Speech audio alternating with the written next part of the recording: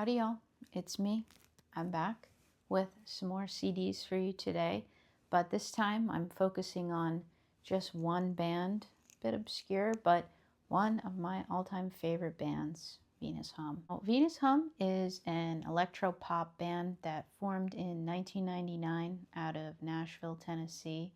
The members are Kip Cuban, Tony Miracle. They're multi-instrumentalists, do synthesizer. And then the lead singer is Annette Stern. Maybe their biggest moment of notoriety that you'd discover them for was in 2003. They did a cover of the Donna Summers song, I Feel Love, with Blue Man Group. Performed it with them on tour and everything. It's a very epic and respectable cover, but I was just listening to the original this morning too, and the original is really cool as well. Excited to do this video because I felt I had majority, if not all, of their discography, but according to Wikipedia, the unreliable source, in 1999 they put out EP Promo Fun Kit. I could not confirm its existence. I meant to check Soulseek, but I didn't do that, so was that their first release? Possibly. In 2001, they put out their first independent release with their own label, Mono-Fi. It is just self-titled. I picked this up not too long ago. Gotta say, thankfully, pretty much all of their discography on CD is still available on their website right now, so that's really cool. This, though, I was a little hesitant to buy because it was a little pricier, because it, according to their website, was, lost, unavailable for a long time until they unearthed the box from their old manager in an attic. So that's pretty cool. And I figured I'm not going to be a true fan unless I pick this up. So here you have it. I like the minimalistic two-tone approach here. And I was noticing in the front here, we just have some circuitry spelling out that first image. I was showing this to my friend and I'm like, what does this mean? And he just said, well, I think it's an amp, which is true. But yeah, very cool. Wasn't sure if that meant something, but they also, in 01, put out a Christmas EP with similar artwork, so I guess it doesn't mean anything. So the first 6 tracks on this were then featured on their major label release that came out 2 years later. Sorry, the first 5 tracks. I haven't listened to this as much as I would like to, solely because it's not on streaming, and I know I ripped it at least once, but now I have to, I get a new iPhone and then I have to transfer the files onto the phone and find a cord from computer to phone, which isn't easy right now. What a crazy, incredible first release. On this album itself, though, probably my faves on this would be Let the Dance Begin and Find Yourself. Great songs. Even though this is not on streaming, I have to give a shout out to, currently there is someone on YouTube who has uploaded the whole thing and archived it, so I will link that below. Honestly, huge, giant shout out to that person. Even if it leads you to just discovering it all, I think archival is a very, very important thing. They say, what is a man without his archive? Like I said, 2 years later, they had their first major label release with 2003's Big Beautiful Sky. Now this, thanks to this album, that is how I found them. Back in the day, I want to say maybe like by 2012, kind of. That's also why I'm a little hesitant with what I say, because if I'm unable to talk about bands having experienced the releases in real time, I'm like a little iffy on it. First song I ever heard was Montana, which is still a awesome song. That, and I believe Hummingbirds, is probably going to be their 2 most well-known tracks, and the third, Soul Sloshing. With all of their music, the fun electropop sound and like the clever lyrics, but lend themselves to each other very well, I think. But the lyrics, even though they're fun, they're never like goofy or pandering in any way. The fourth track, Wordless May, you best believe that is on my wedding playlist. Beautiful Spain, I like a whole lot. And I love to be able to tell people one of my favorite songs is titled Springtime Number 2. Titles don't get better than that, I think. And Sonic Boom, in trying to, research and refresh my memory for this video, I've been listening to Sonic Boom a lot. The intro to that is so great, and the whole song I love. So if you were going to start anywhere, probably this is the safest place for you to start. Another notable release and moment for them was in 2004. They put out their EP, Songs for Superheroes, and I was just checking out their website, and apparently 2 of the songs were written with inspiration of Angelina Jolie in Tomb Raider, I Have to Save the World in My Heart. And then the first track, Fighting for Love, actually they wrote with J.J. Abrams, and it samples or interpolates the intro to the TV show Alias. If you go listen to that and listen to this, it's really cool and fun to see what they did with that. But you better believe on every last day of work for me, I am blasting William's Last Day at Work, track number 3. Then in 2006, they have their kind of sophomore album, The Colors in the Wheel.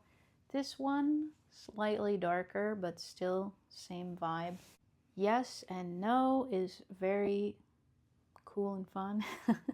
Should have thought of different adjectives besides those 2, but here I am. Birds and Fishes, I love the imagery and the storytelling that they're able to do. Do You Want to Fight Me? Incredible song. You Break Me Down, I like a lot. And then 2 really amazing, incredible songs, just beautiful, shimmering songs, are Surgery in the Sky and Pink Champagne. Just so clever, interesting, unusual. By far, my favorite song on this album, maybe of their whole discography, 72 Degrees. Just the pacing of it and the lyrics being about it's a crisis, it's 72 degrees. I really vibed with a lot, so this is an awesome album. Then they took a little bit of a break and came back in 2009 with Mechanics and Mathematics. I gotta say, I like the artwork on Colors of the Wheel. This one is definitely my favorite. I love this is their first kind of photo shoot for album art. Just the kind of retro vibe and coloring and the, I don't know what you want to call it, filter here. Even the disc is so cute. I really like. And this one too, I kind of have a protective feeling over, because I swear some random point in history in 2015, this was not on streaming, but I can't remember 100%.